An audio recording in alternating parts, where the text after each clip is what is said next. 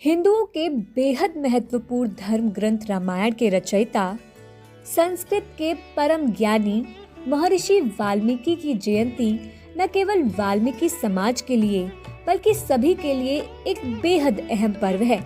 महर्षि वाल्मीकि का जन्म अश्विन मास के पूर्णिमा तिथि के दिन माना जाता है। इस साल वाल्मीकि जयंती 20 अक्टूबर को मनाई जाएगी।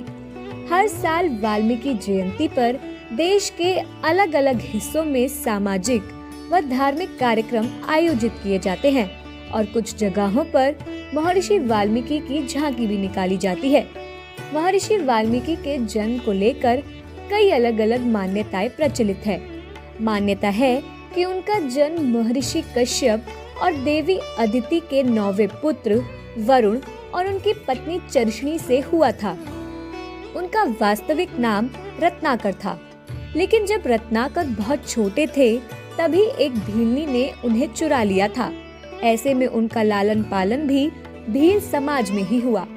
भील राहगीरों को लूटने का काम करते थे और रत्नाकर ने भी भीलों का ही रास्ता और काम धंधा अपनाया।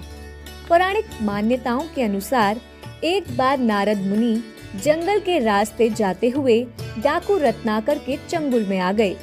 बंदी नारद मुनि ने रत्नाकर से सवाल किया, क्या तुम्हारे घर वाले भी तुम्हारे बुरे कर्मों के साझेदार बनेंगे?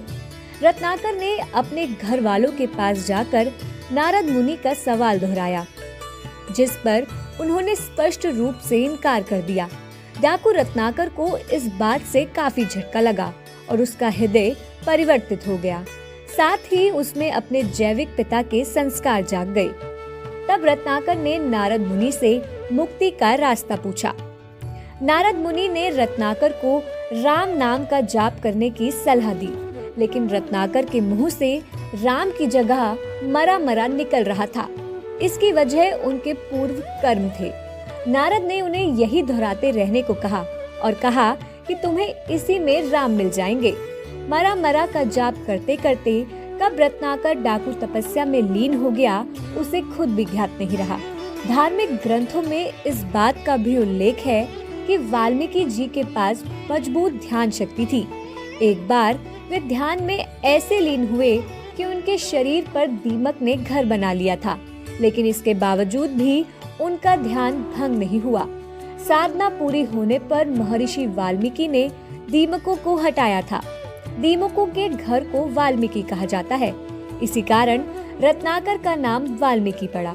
साथ ही उनकी इसी तपस्या से प्रसन्न होकर ब्रह्मा जी ने उन्हें ज्ञान का भंडार दिया था। कहते हैं कि दुनिया में सबसे पहले श्लोक की रचना महर्षि वाल्मीकि ने ही की थी।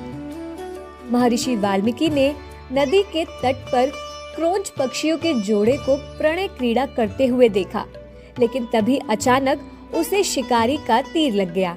इससे कुपित होकर महर्षि वाल्मीकि के मुंह से निकला, प्रेम क्रीड़ा में लिप्त क्रोंच पक्षी की हत्या करने वाले शिकारी को कभी सुकून नहीं मिलेगा। हालांकि बाद में उन्हें अपने इस श्राप को लेकर दुख हुआ, लेकिन नारद मुनि ने उन्हें सलाह दी कि आप इसी श्लोक से रामायण की रचना करें।